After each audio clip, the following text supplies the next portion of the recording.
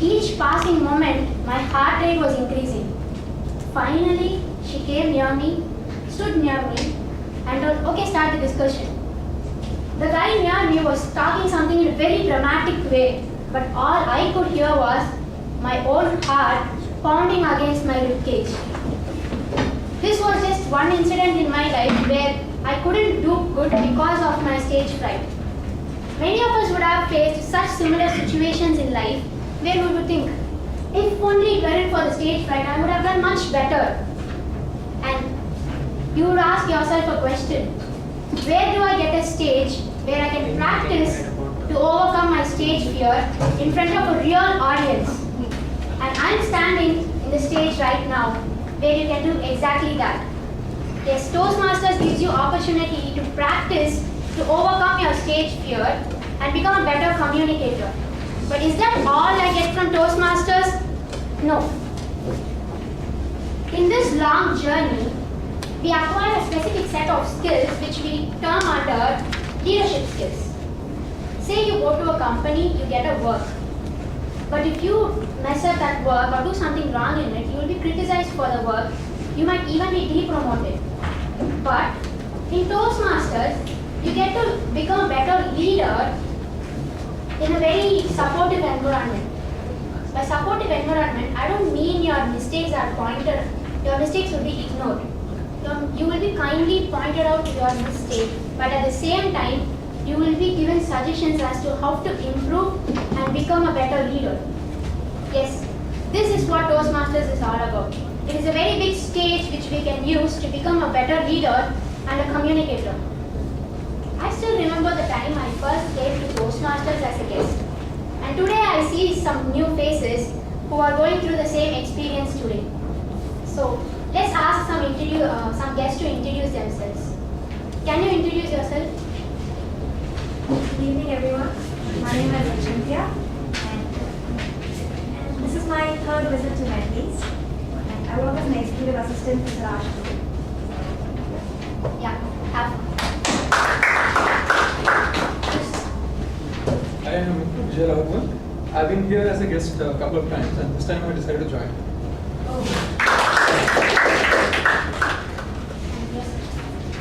I am Vinod Kumar and I am working with CTS. So I have been here for more than 5 times.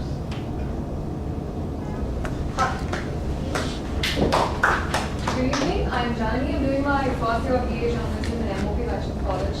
This is my first visit to Toastmasters and I'm looking forward to the meeting. How did you come to know about Toastmasters? Is it Janani who in this class? Yes.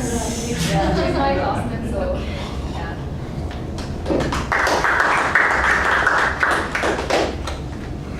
So, without much further ado to go into today's meeting, in every meeting there is a person called Toastmaster of the Day who will guide us throughout the meeting.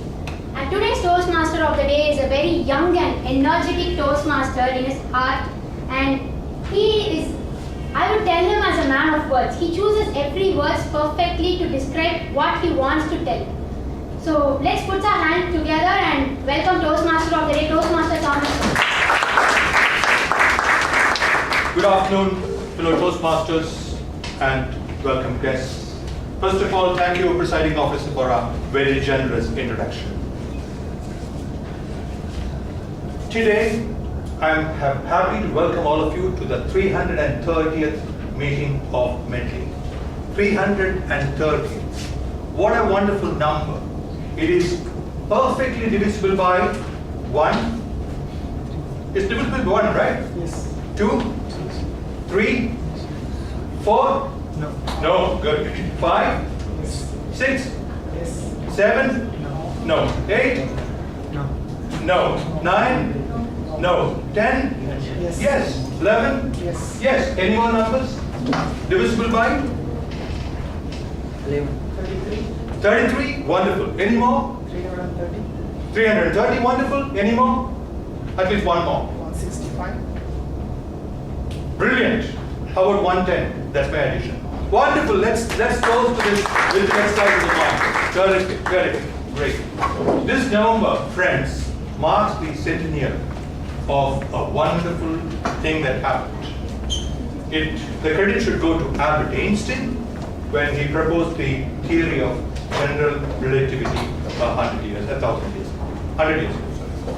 Sorry. It's considered the crowning glory of that brilliant mind.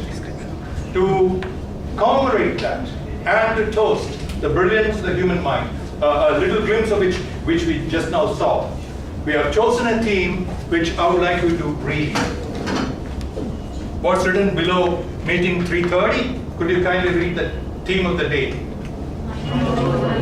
Thank you very much. I must rest my case and proceed. But what is a mind? What is mind? Is it the heart? Is heart part of the mind? No. How about the head? Is it part of the mind? No. Any different views? How about the brain? Is it part of the mind? Yeah, possibly the brain is the physical part that's part of the mind. Mind does multiple things. Mind has memory. Mind thinks. Mind can reason. Mind can argue. Of course, that's a small little thing.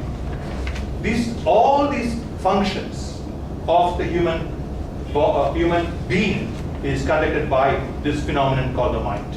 So it's worth every bit being called into, be made the center point of the theme of the day. For the benefit of the guests, if I may proceed, we have 3 parts in any Toastmaster meeting. 3 parts. The first part, we focus on prepared speeches. We have a manual that lays down what one has to do in each session, and based on that, our members will come and give their prepared speeches. Second, we have something where we have no chance to prepare and speak, yet we speak. It's called the impromptu speaking.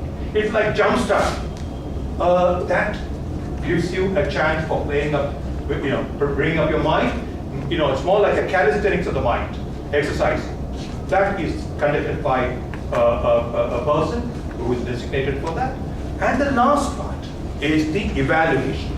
The speeches that are made initially would be evaluated by experts using manuals so that you get a feedback. Also, silently evaluating the speeches for quantitative purposes, like the time taken, mistakes, etc., or the kind of, that is another group. So we will move on to the first section, which is the prepared speeches, and we can look forward to 4 great speeches. But to make it happen, I would like to call on board the general evaluator. The general evaluator is the leader of the pack in the evaluation exercise. And today, I'm privileged to call on stage a very energetic and articulate Toastmaster. Her name is Toastmaster Aishwarya Sridharan. And if I could introduce you, she is a social media professional with Dell. And asked about the theme, she said, success will become your regular guest if you have the ability to channelize all your focus towards your goal. Toastmaster Aishwarya Sridharan.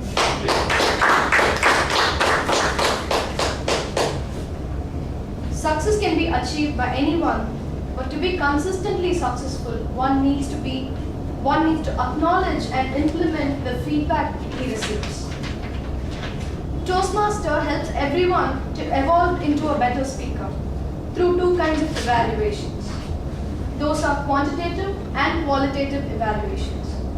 Under quantitative evaluation, each speech would be screened for any repetitions, incorrect use of language, and whether the speaker meets or exceeds the time allotted for him for his speech. And these would be monitored by our counter, grammarian, and the timer. Let me introduce the tag team who are going to assist me with the feedback. Please, timer Balaji Anandan, explain your role.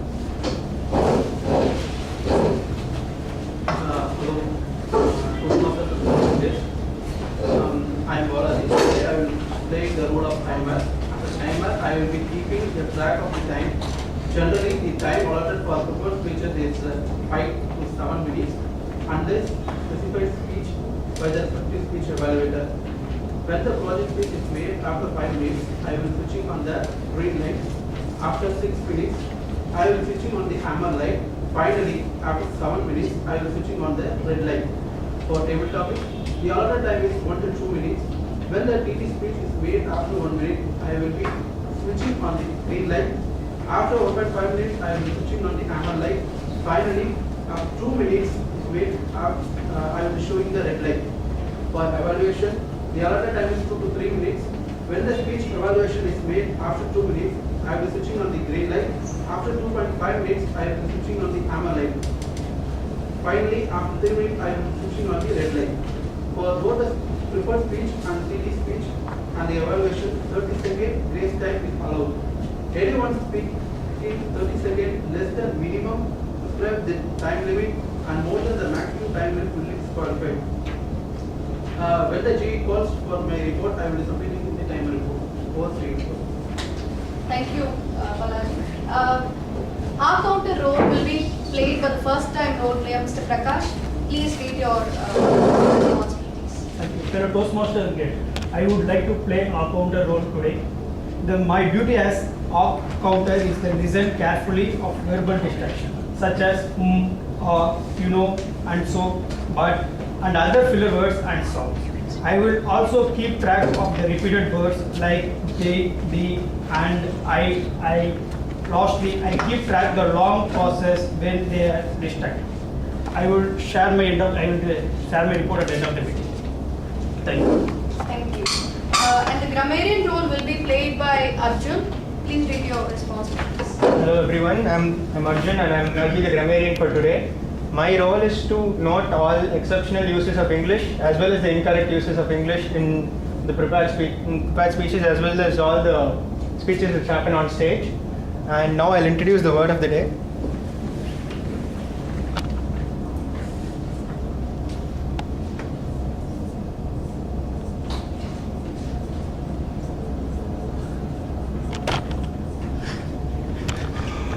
I don't want anybody to use it. I'm kidding. The word of the day is demeanor.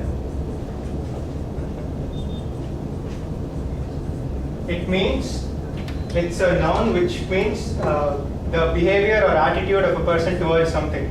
So basically I wrote that first word to see your demeanor. Okay, another usage of this is that all Toastmasters have a very friendly demeanor. And I urge all speakers to use the word of the day both on stage and off stage. And I will give a word of the day report as well as a grammatical usage report at the end. Thank you, Arjun. Over to TMO. Thank you much, G. Friends, we are fortunate to have a special session today. It comes with the heading Nuts and Bolts. But you will see it will go beyond nuts and bolts. Because going to deliver that today is a Toastmaster who is looked up to by a lot of us for his scholarship on the subject of Toastmastering and speeches, both the art and the science, based on his single-minded pursuit of research-based understanding of the subject. I'm most happy to introduce to you and call on stage Toastmaster Mohan to deliver Are You a Storyteller? Thanks, Thomas. Good evening, everybody. Good evening. John was a research. How many of you are research scientists here? Arjun. Okay, then I can use this. So John was a research scientist, a brilliant guy, joined one of the top firms in the US, a coveted job. He was very happy with the job, but his boss gave him an assignment. Every month, apart from what he is supposed to do in R&D, he should also write a memo, which will go to the entire company to explain what are the new products coming out, what are the new innovations coming out. So he hated the job, but being a rookie, he could not say no, right? He was actually writing this memo every month religiously. He was terribly bored. As it is, he was rejected, but a few months later, when he knew about the company and other departments, he realized nobody was reading that. So he was absolutely found that his memo is useless, but he had to do it because of a job responsibility. So he kept on doing it for months, a year passed. Then suddenly one day he realized, anyhow he has to do it, so why not do something different? So he started looking around and looked at all his R&D colleagues, including himself, started creating characters, and then started naming the characters, started personifying the characters, tall, short, heavy, so like a comic book. And then he started actually narrating what is happening in the R&D through the eyes of these characters, the narrations which happened, and what was the outcome of these narrations was only selected. So this new way of memo rating became a super duper hit. So people not only read it, every month they started waiting for the day when the next memo will come.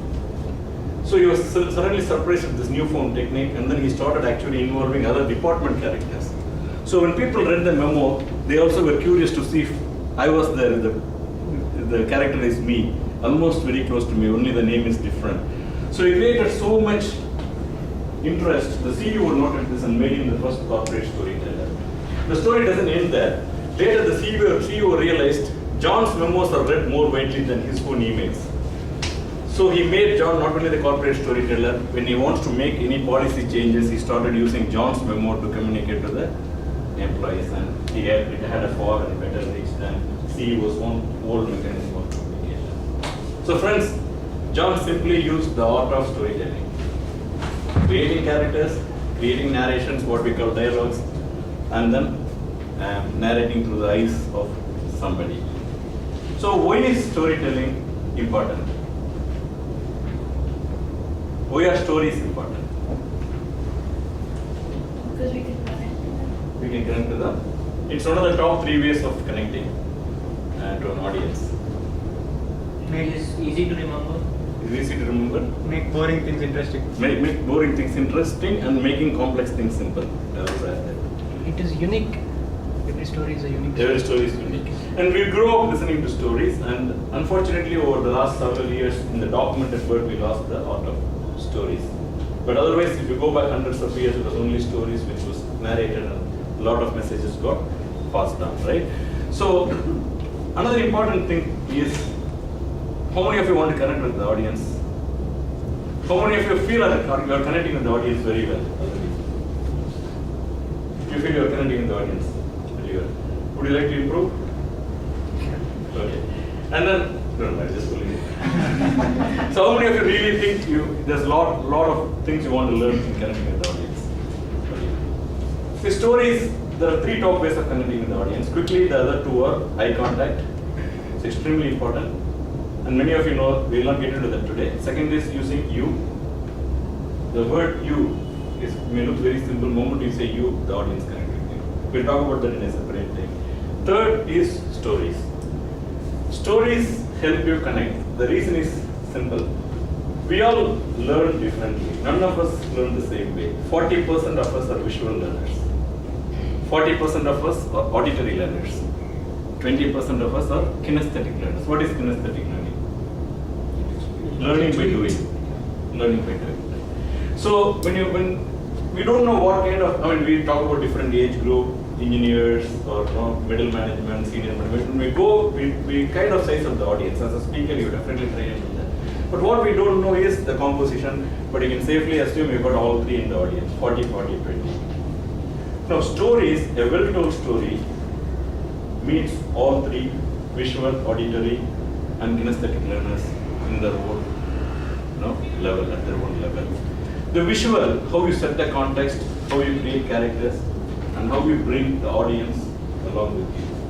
When you are narrating something at home, the audience should be there. When you are sitting in your sofa, the audience should be in the living room. Ashish CC4, I can remember, when he went on vacation, he took all of us on the vacation in the bus. So some of you may still remember Ashish. I think I don't see a lot of old memories. He did his CC4, which is all about setting the context, very important for storytelling. So you take the audience with you. The biggest and the most important thing for connecting with the visual audience is creating visual images, taking them visually with you wherever you are, where your story is happening. And then if you have to do it, setting right in the beginning, so you already connected with the visual learners. Another part is using a visual, either a PPT or something, fair enough. But in a speech, you don't often use that, definitely. So best way is using words and phrases and good English. You can always create visual images. And some of you have already done your CC4. So you connect directly with 40%. Possibly your 40% of the audience that day is going to be visual. Second is vocal variety, very important. I was very happy, I got my first job. Excited. My mother was not well, I was just sad, sitting by the side of a builder. So I'm not the best guy to demonstrate vocal variety, Thomas is, but anyway I'll try. So basically, synchronize your content with your voice in terms of using your volume and pitch, and the auditory learners are automatically covered. And kinesthetic learners, by just involving the audience emotionally, right? Emotionally, how you narrate, when you talk about your mom, obviously everybody will think of their mom, right? So there's a lot of ways you can emotionally connect. And so the emotional connection is supposed to give the kinesthetic learners a feel of being connected. So there's a science behind why stories are very important. Event-told story connects to as much audience as possible, and it's always recommended. How many of you have watched the very good, okay. So how many of you have watched World Championship speeches? The recent one, Mohammed Katani. Was there a story? What story? His friends. His friends, right? I mean, if some of you have not watched, it's about this year's world champion talking about his friend whose dad was not encouraging, so he took to drugs and finally he dies. Okay, so there's a 2-minute piece which is the core. Why power of words you can lift a person or put a person down. Okay, very good. So last year's speech, Dhananjay. No stories. His own story. Mom, dad. Mom, exactly. Mom, dad, and how he got into Toastmaster. So the previous year, anybody remembers 2013? Brazilian Vasilo changing a tire. His tire goes, he's got a flat tire, he changes tire, and changing the tire changes his perspective of life, how to reach out to people for help. Don't try to do everything yourself. So every speech, if you see, there will be 1 or 2 stories. If you're talking about a #1 speech in Toastmasters, definitely there has to be a story. You can go back and watch when you have time. Many of them are available in YouTube. So I'll just take 2-3 more minutes. So no, go ahead. Sorry, I didn't realize it. So simply, that is right, why we all should try to improve our storytelling. And even in corporate, it's very important. Business is very important. When you tell a story to a child, it's very important. We have a storytelling manual which covers 4 pages to a story with moral, a story to I think a touching story and a dramatic talk. So some of you might have done or maybe doing. So there's a separate advanced manual on storytelling. I strongly recommend. Please do it when you finish your CC 10. I'll just take the construct of a story. Typically, it's no different than movie or a story novel you read, frankly. So you introduce a hero who is the protagonist, right? And there's something happening every day, things are happening fine. And then one day something changes.